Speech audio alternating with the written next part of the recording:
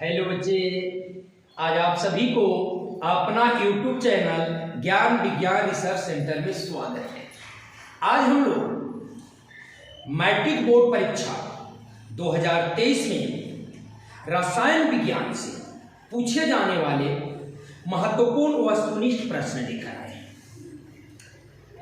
रसायन विज्ञान में पार्ट 2 अम्ल, क्षार और लवण से मात्र मैंने 20 प्रश्न को लिया है।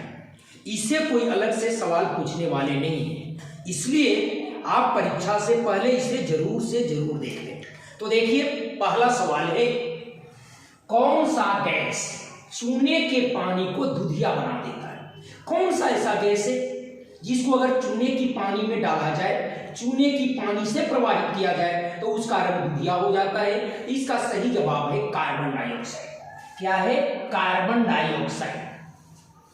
दूसरा सवाल है, अम्ल का पीएच मान कितना होता है? इससे अधिक सवाल आता है।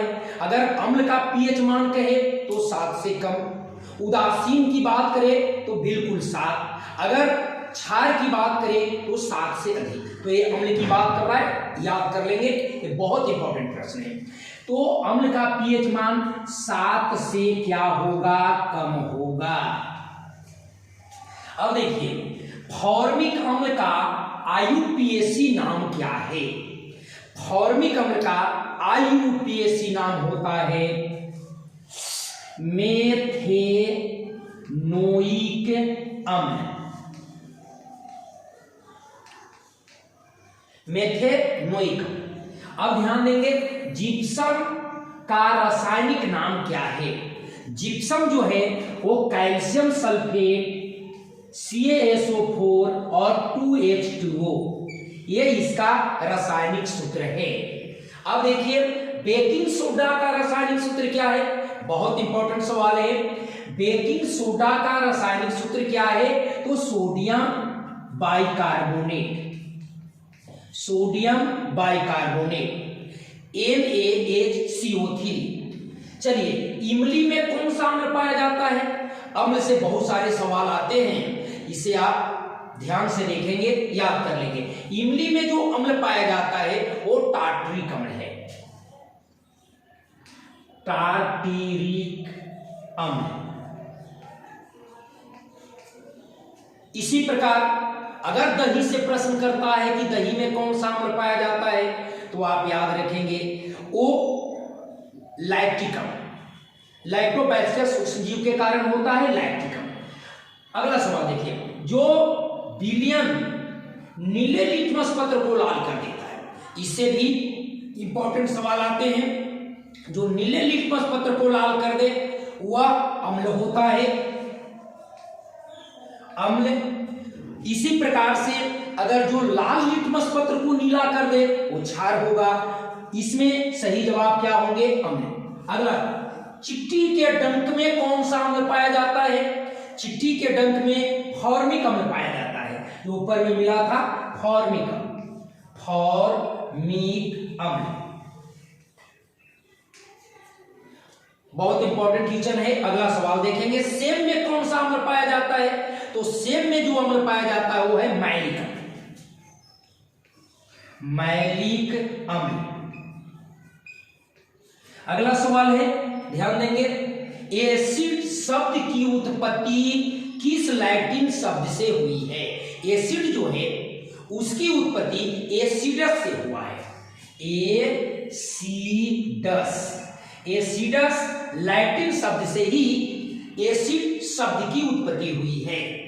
धातु के ऑक्साइड तनु अम्ल से अभिक्रिया करके क्या बनाता है? तो ध्यान देना है, हमने पढ़ा है कि धातु के ऑक्साइड जो होते हैं वह क्षारीय होते हैं, और यदि क्षार अम्ल से अभिक्रिया करता है तो लवण बनाएगा। तो यहां सही जवाब होगा लवण।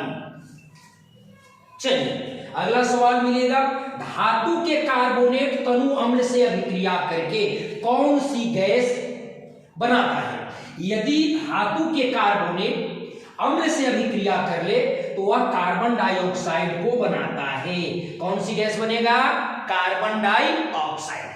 चलिए, अगला सवाल, ध्यान देंगे, हमारे शरीर का पीएच रहता है, हमारे शरीर में जो पीएच मान है या पीएच का जो प्रसार है जो कितना रहता है, तो इसकी क्षमता है 7 से लेकर 7.8।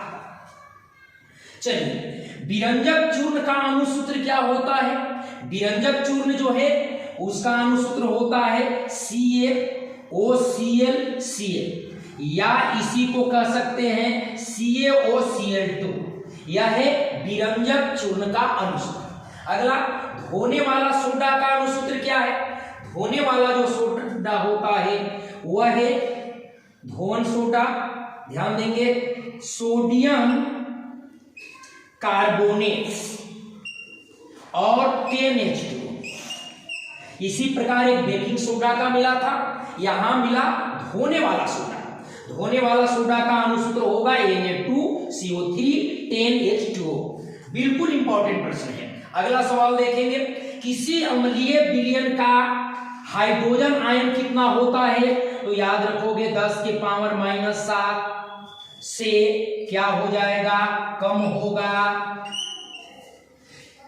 7 से 10⁻⁻7 से क्या होगा? कम होगा, क्योंकि जो अम्ल होता है उसका जो पीएच मान होता है वो 7 से कम होता है। हमारे पेट में कौन सा अम्ल पाया जाता है? हमारे पेट की बात करता है कि उसमें कौन सा अम्ल पाया जाता है? तो हाइड्रोक्लोरिक अम्ल होता है, HCl होता है। ध्यान दोगे, प्लास्टर ऑफ पेरिस का अणुसूत्र क्या है? प्लास्टर ऑफ पेरिस का अणुसूत्र CaSO4 और ½ H2O। यह है प्लास्टर ऑफ पेरिस का अणुसूत्र। कौन विजातीय यौगिक है? तो देखना है कौन इससे अलग है। बहुत अच्छे सवाल है, कौन इससे अलग है? चूना पत्थर, खड़िया, प्लास्टर ऑफ पेरिस, संगमरमर। तो हम लोग चूना पत्थर, खड़िया, संगमरमर सब कैल्शियम कार्बोनेट को कहते हैं, CaCO3 को। तो इनसे अलग हो जाएगा प्लास्टर ऑफ पेरिस।